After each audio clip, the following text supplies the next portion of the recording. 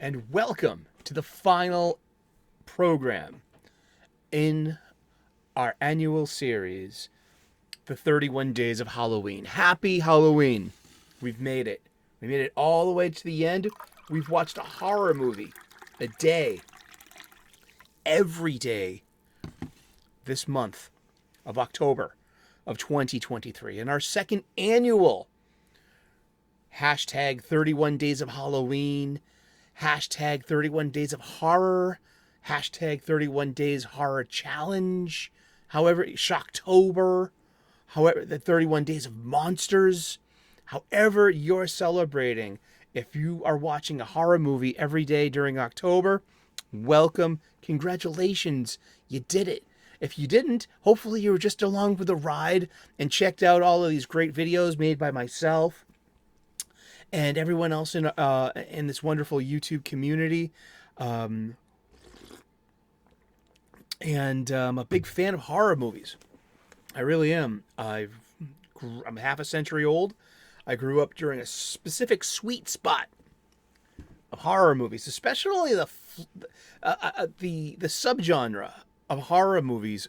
Is a slasher flick, you know. So these slasher flicks of the 70s and 80s, you know, they have a very common genesis in 1974 with Black Christmas and the Texas Chainsaw Massacre, where it lays down some kind of ground rules for the slasher flick, where you have um, a masked, unknown maniac killer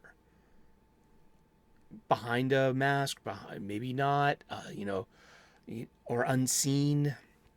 You have kind of a morality play. The less scrupulous or morally pure someone is, the more that they enjoy libations and carnal activities, the more easier the prey that they are. And it turns out that the most virtuous person, usually a woman, a gal, a girl, a gal,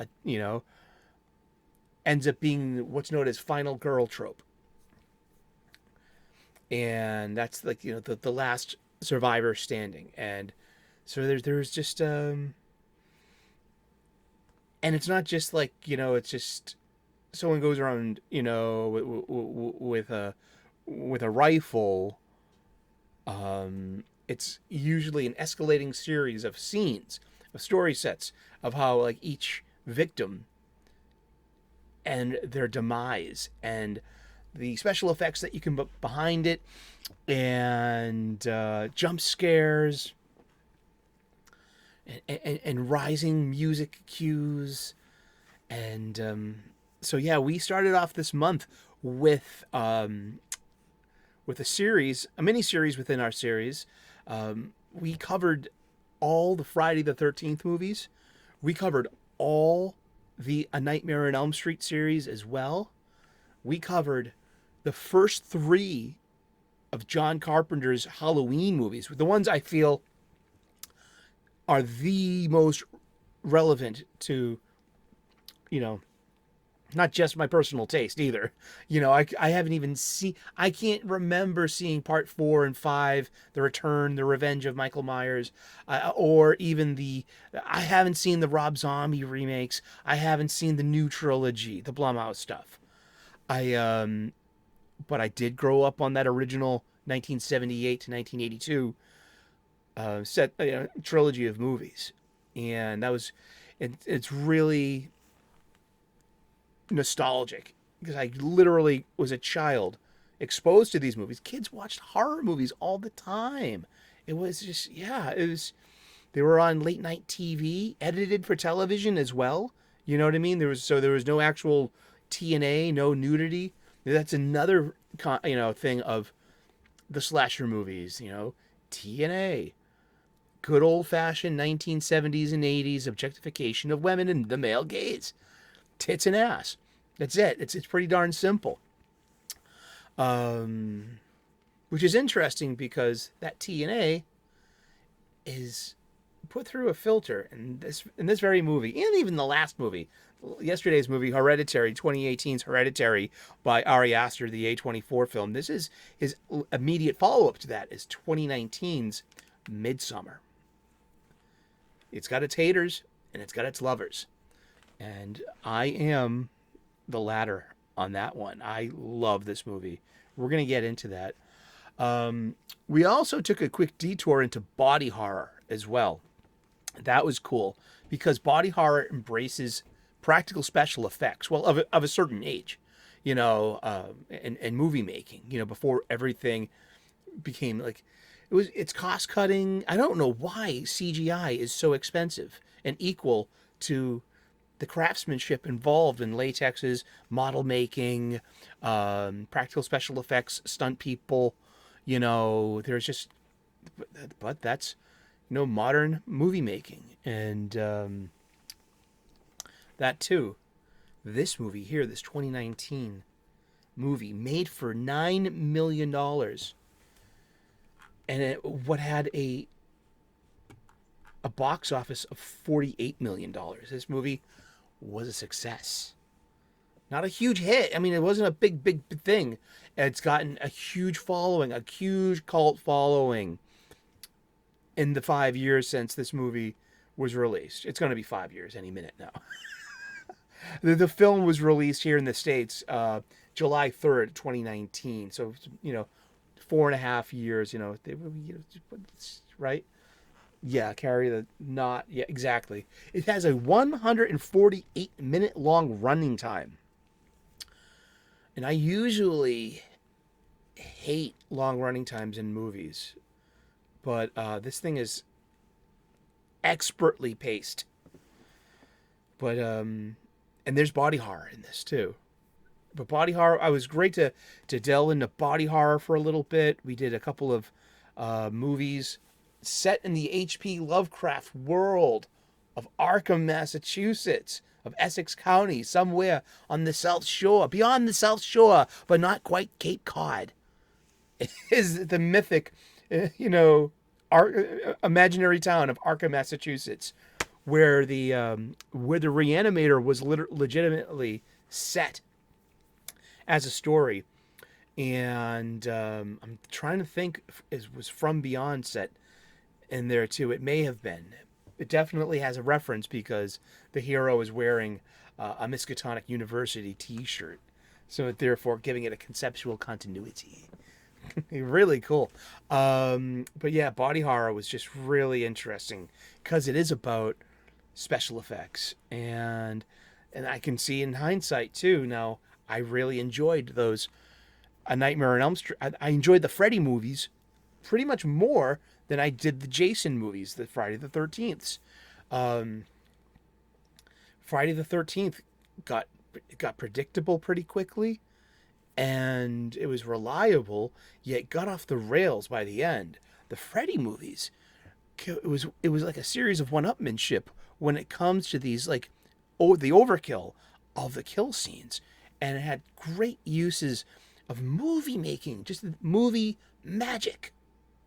Movie making and giving a dreamlike world thematic to its, to its battleground. And these elaborate special effects and these elaborate scenes. I mean, it puts Friday the 13th simple hack and slash to shame. I feel that way. Yeah, I think there you go. That's my judge. The end of the series, the last program and the end of the series. Well, I'm going to make a judgment. I'm going to say that, yeah. 100 times better. Nah, I can't improve that empirically. So, but it's just an opinion. And we're wrapping up the month with a couple of movies that have a feminist lens to it. This really does. Hereditary totally does. It's about the mother, who is the grandmother, to the mother, to the daughter, and these matriarchal plans. And it's hard to escape. But Midsommar, wow. Where to start? We'll start at the beginning.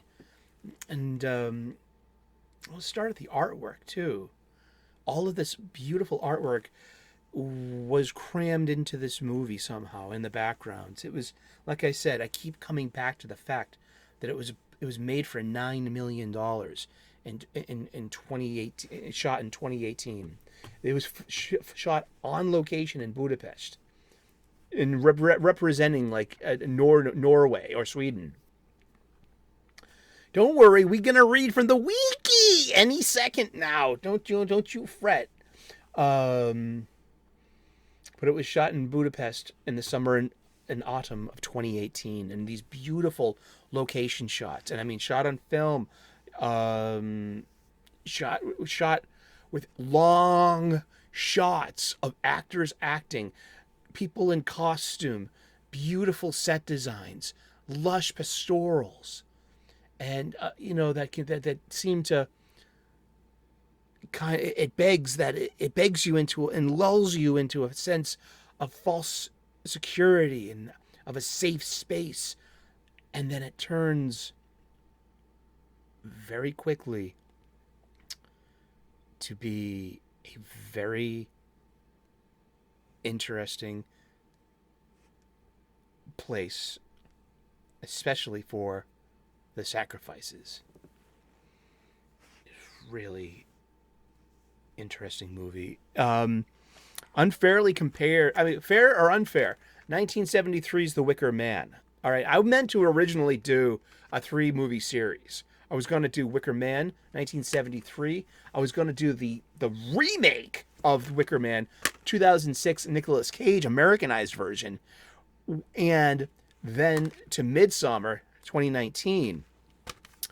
And I've seen like Wicker Man 2006. I just want to barely mention. It wasn't a good movie. It really kind of betrayed a lot of the themes of Wicker Man, which was the culture of Summer Isle and the spirit of the people. And that's something the people of Summer Isle are very close to the people, the villagers in this movie. Let's read some plot points from the wiki. Then things will all come together. It's got a pretty impressive young cast as well. William Jackson Harper, who I know from CBS TV's The Good Place. He plays Chidi. I love Chidi, man. He's a really good actor. We got Jack Rayner playing Christian. He's our typical male lead hero guy, Flood. And then we have the amazing Florence Pugh, of whom I never really liked before. And then in this movie, she completely changed my mind and blew me away. And now I look forward to seeing her apply her trade in other movies. I really do. I had a similar moment with Will Ferrell, the comedic actor. I couldn't stand him on SNL, Saturday Night Live. I couldn't really, I didn't appreciate, I didn't like him. He just rubbed me the wrong way. Until I saw 2001 Zoolander around that time. And that changed my heart. His Mugatu. See, I still don't like Elf. I mean, I know, sacrilege. I'm sorry. And we can talk about that holiday movie when we talk about holiday movies and the proper holiday time, which is after Black Friday. From today is Halloween. We won't speak of holiday until it's time to speak of, Festivus and Michaelmas and all the masses. And the Christian Mass, that'll have its own time after Thanksgiving, right? Actually, isn't Michaelmas tomorrow? Let's see. When is Michaelmas? What is Michaelmas? Well, this is about holy days and about September 29th was Michaelmas. So we missed Michaelmas, everyone.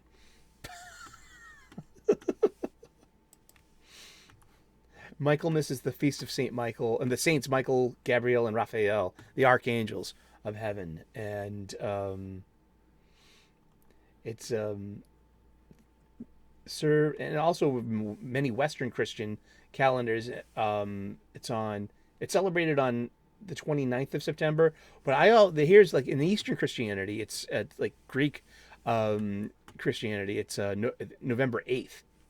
So maybe we can convert and not miss out on Michaelmas this year.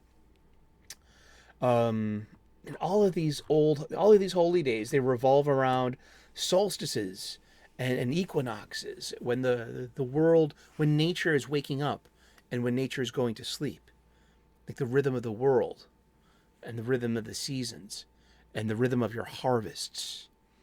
What you reap, it's time to reap, it's time to sow, and it's time to save.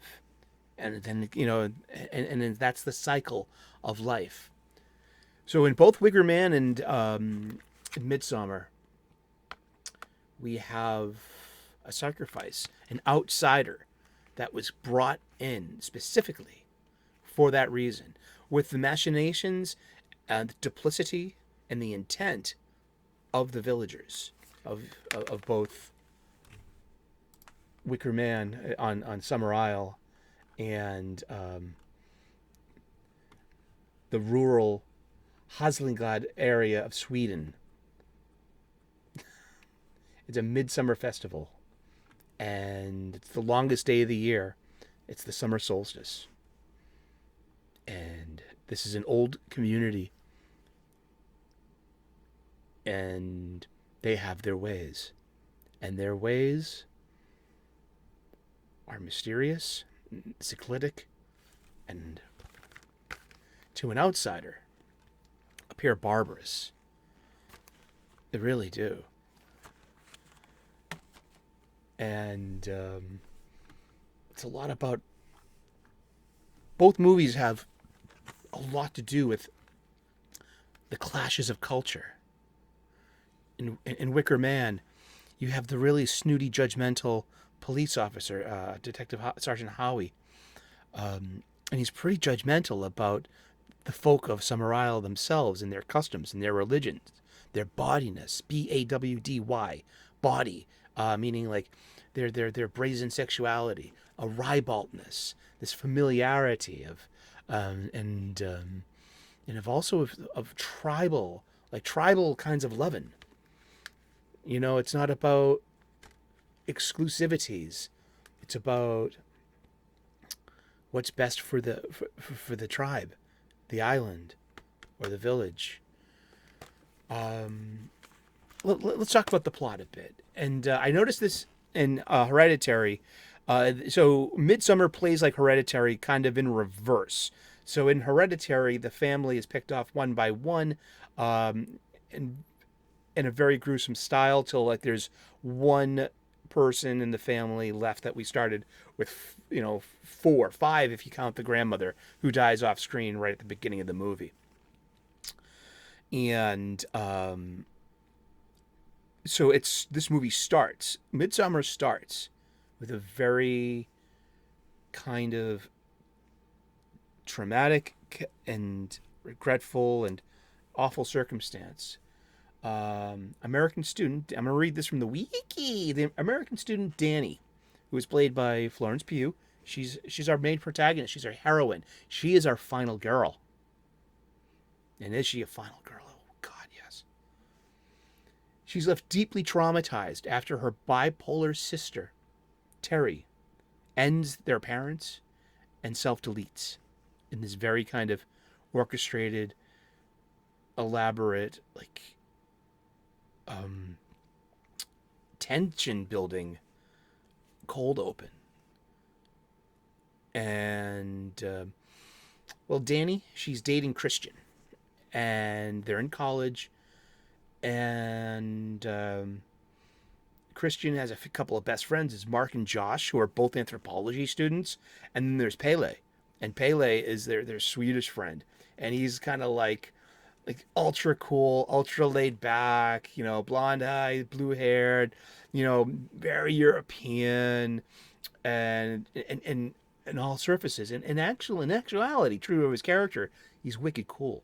He really is. Pele is actually he's morally upstanding, but to his morals and the morals of his village too. And Danny was a needy girlfriend, and that is set up. Like, she's just like Christian and is talking with his bros, the four of them, and he's thinking about breaking up with Danny.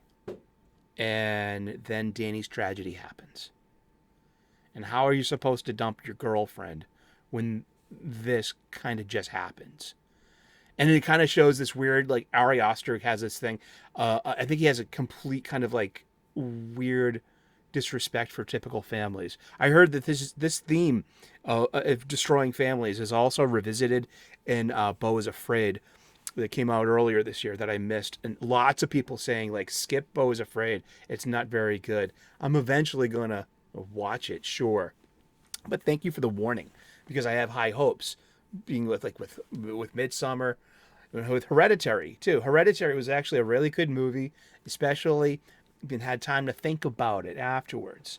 So I like it the further away I get from it, and I would like to get a reviewing of that, especially with the director's commentary track. I would love to see that. These copies don't have director's commentary tracks, which I hope in the future I can replace these with something like a Shout Factory or an Arrow Films, or even a Criterion version with documentaries and extras. And for me personally, I love director commentary and cast commentary tracks. So Danny, this is all Act One. This is all just in the front. This is front loaded in the opening of the movie, and so Danny learns that Christian made plans without her, and Christian feels bad. So Christian invites her. What did she invite her to? Well, Pele is hey kids, let's go on to my hometown in Sweden. It's Midsummer. It's the longest day of the year, and my village is having a festival, and it's a special time of year, and come and bask in my culture and in the friendship of my family, in my village, please. And he does, but also Christian has to break it to his friends and says, "Look, what am I supposed to do? It's been 6 months since her family. She's not getting any better. I mean, I gotta bring her. She found out. I mean, we gotta bring her." And so, and Pele's like, "Of course, please, man, the more the merrier. We got plenty of room for her." And the Mark and Josh are kind of like, yeah, you gotta bring your girlfriend to this, and geez, she's gonna be such a downer. And this festival happens only once every 90 years. So it's a very, very special time for Pele and his community and his village, and his ancestral commune, the Harga, in the rural Hälsingland of Sweden. And there's Josh, who is writing his thesis on European midsummer festivities, regards this as a once-in-a-lifetime opportunity. And Mark is also an anthropology student too. They're going to come to a head when they get there, and that one decides. Josh had decided to make his thesis about this little village, and of course they're going to tell these kids everything about their anthropology, and because they were brought in on purpose to be sacrificed, they're not going anywhere. But along the way, it's Mark trips that up by undercutting him and asking for permission first to see all the holy documents. So it puts Mark and Josh in this weird, combative zone. There is, and once the group gets there, I mean, and like this, like a lot of the art. There's an opening. The art is telling the story of the movie. Let's see. Do we have any special features here?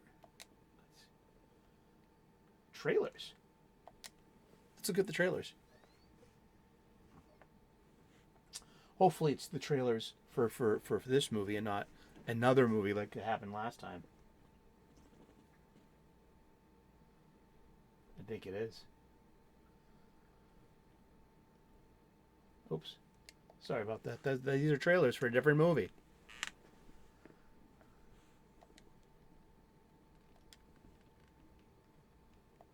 Main menu. Here we go. Sorry about that. But it's about like the maypole and the dancing and the rustic costumes and this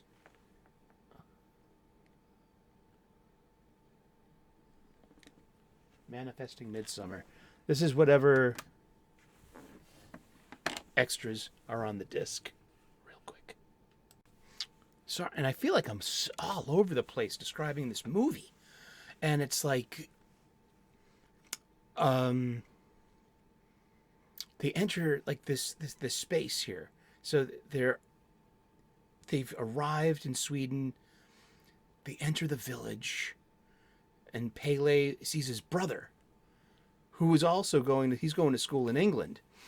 And not many people from the village are allowed to leave. They're very insular. And so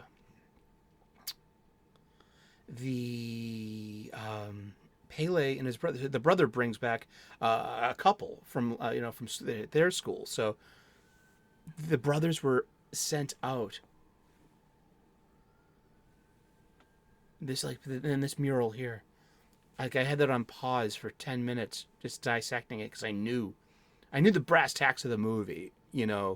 I watched the Critical Drinkers scathing 8-minute review of it about 3 or 4 years ago. So I was already had a kind of like I was prejudging, yes, and I heard and I thought it was going to be just a feminist version of this, and I'm happy to be wrong about that on all levels. It has a 2.5 hour runtime, and I hate long movies, but when you get lost and enveloped in such a movie that has such incredible pacing, and you don't even realize the running time is part of this. I mean,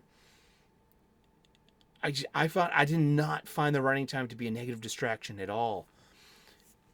And just, this has such a great blend of practical special effects because it gets bloody and it gets gory. There's once it's where the visitors figure out that there's something very off about our adventure here. And but the village itself, it's like you have 4 parts of life. You have childhood, your teenage years, your learning years, then you have your adult years, which you're a parent and part of the tribe, and then you have your ancient years. What comes after that? And Pele goes, and it's like a voluntary societal self-ending. And so 2 elderly people, their time has come, and then they are to launch themselves off of the cliff, and they do. And one of them does it successfully, head first, where right on a rock, and you get that experience. And then the old man, messes up his leap and lands legs first and breaks his legs, and then you have these horrible compound fractures, and this person's in agony. And what they do is, to give mercy, they have these huge wooden hammers, and they went over there and they just bashed his head in, and this impressive practical effects of gore and grotesque and horror.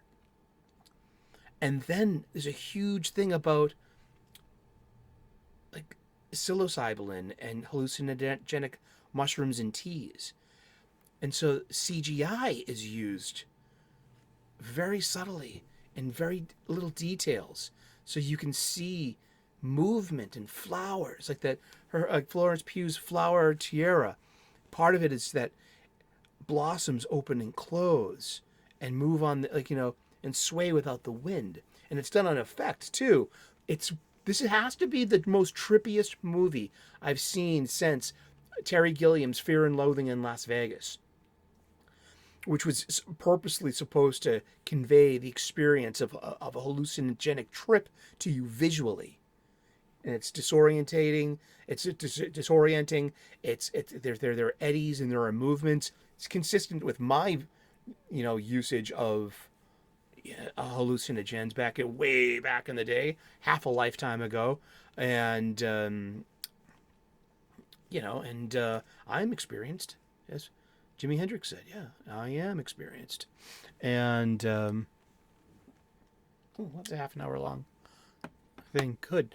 Um, and then the story progresses. The the the invitees start disappearing one by one. Mark does something sacrilegious to the tree. There's the old tree that they put the ashes on, and he didn't even know any better. He's just an ignorant, ugly American, and he just he finds a spot to pee, and then he makes this fatal mistake of peeing on the wrong tree, and he just upsets most of the villagers. And then the two British people disappear, and then Mark disappears, and then looking for the you know Josh is looking for the book, of all the scriptures for his anthropology thesis, and he disappears. And they have horrific graphic, practical special effects. And then comes this lead up to the end, and it's about sexuality, and it's about female power. There are feminist lenses in here, especially with the villagers, and especially with Dani herself. She was traumatized before this, and she comes to go through her trauma with the villagers, and by becoming one of them, she inadvertently wins the maypole contest. All the girls in the village are given some tea, and they're meant to be like whirling dervishes and dance around the maypole and dance, and then they keep dropping from spinning, and it's dance till you drop, and the last girl standing is the May Queen, something like that, and it's Dani herself. So, which kind of it elevates her above the sacrifices. And so, where she's not sought to be sacrificed. And so, and that at the end of it, she's given the choice between, you make the choice, May Queen. You can sacrifice, you can spare your Christian, the last hero standing, the last friend standing, or it will be one of the villagers for the grand sacrifice at the end. And she chooses Mark to be the sacrifice. And where he's put into this bear suit, this is the famous ending. They're put into that big, that ceremonial dwelling, and all the victims it's a horror movie. You walk into the room, and there are all of the victims in their different states of performative, horrible death. I mean, there's one very Viking way of execution that it's put on display here. It's something, I think it's called Angel's Wings. It's really horrible. Where I don't know, should I get into it or not? But it's very, very horrible. And this scene here is he's still alive. You can tell because his lungs are exposed through his back. They cut open his back, expose the rib cage, which look like wings, and pull out the lungs. And the Vikings would usually salt your lungs, and then leave you there to die a slow death of exposure and blood loss. But every breath that you need to take is more painful than the last, because they put literally rock salt on your exposed lungs. It's horrific. You know what I mean? But it's one of the historical, Viking modes of executing, like dishonored, or just enemies and shit. That's what I found really fascinating too, because I knew about that before that. And then comes the big ending, and then at the end, this is the part where it's really controversial. People are really hit or miss. The last shot, and it's a focus, and you might have seen this regarding this movie. It's a close up of Florence Pugh's face, and she gets this what's known as the Mona Lisa smile. Her face relaxes, and she gets this like little smile. Maybe it's satisfaction. Maybe it's because she's survived this. Maybe it's because she has found a sense of community with the village. She's not leaving. She's one of them. She has gone native. She's had a bonding experience with the women of this tribe. She probably has a future with Pele himself because he loves her dearly, you know, and vice versa.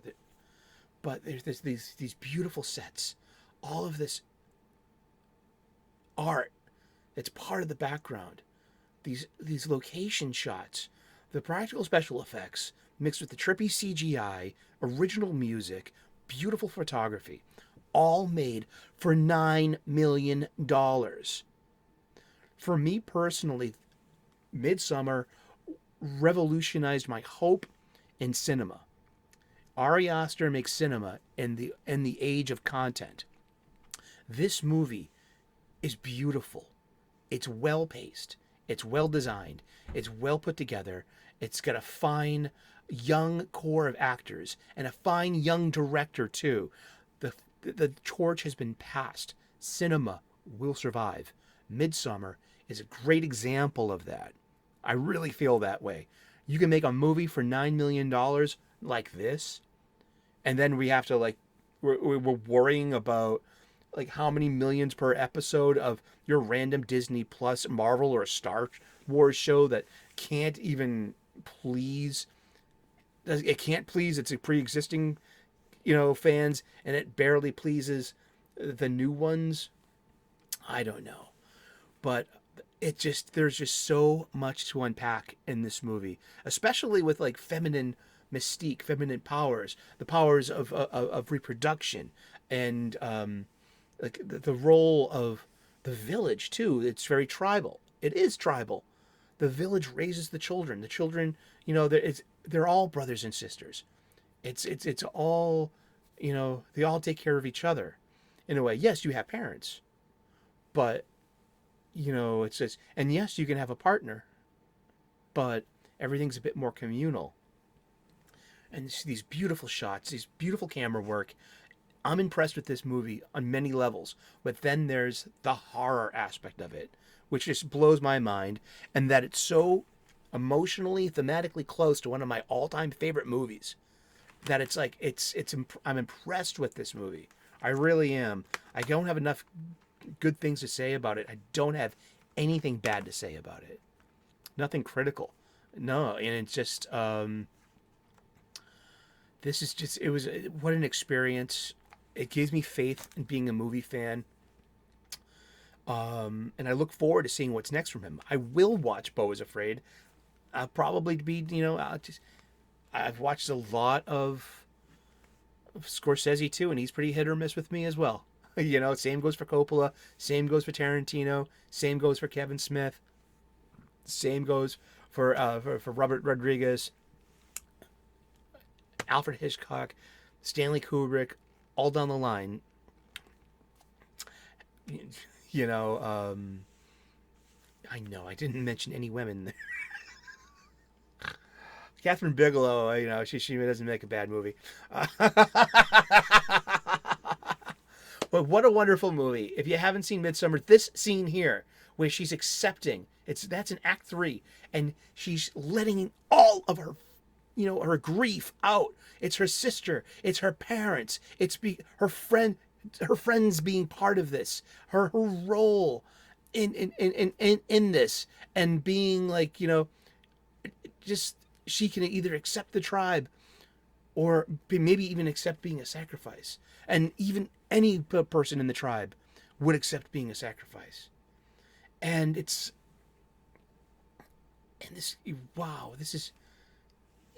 was a really interesting movie. This has been our longest episode of the series, our longest program in the series. But we're at the end of the show, and we're at the end of the series. And this was a long movie, And it was such a well done movie. I swear. I mean, I categorically disagree with my friend, the critical drinker. You know, and I'm okay with that. It's okay to, disagree, and it's okay to like stuff that other people don't like. I mean, I found this really good, and this is this is he's peeing on the tree. It was like, and that's where all the ashes have gone of all like everyone's ashes ends up on that tree, and he just peed on like their memorial. It's just so, it just, and it's great to see these like perfectly happy, content people be so mad at this one, at this ugly American. It is pretty funny, and it's pretty trippy, and it's pretty good, and yeah, TNA, and in a horror movie, so we get plenty of nudity. And this one here wants, this redhead has got her eyes on Christian, and she has just turned of the age where she can choose her first lover. And there's this thing like, tribal stuff. I read this book called Sex at Dawn a few times, and that the tribal girl in a tribe, the girls love to seek out men from other tribes to have babies with, because it's good for the the genetic robustness of the tribe, for the future of the tribe, that they had children with people who are unlike their own tribe, and so they wouldn't, and it's weird of nature knowing not to, like, and the possible difficulties it comes with, you have to rely on your own, if you inbreed. Like, how does a tribe not succumb to inbreeding? Well, they order out for genetic materials and sacrifices, of course. And yeah, I mean, just this. There's a lot of levels on this movie. There's a lot to unpack. There's a lot to enjoy. Give it a chance, and I hope you enjoy it as much as I do, or more. And you can tell I saved the best to last. This movie was amazing. It knocked my socks off. It horrified me, especially, seeing this for the first time. I mean, it's got some, really good, just like in your face, grotesque horror and diabolical fates. Oh gosh, it does everything.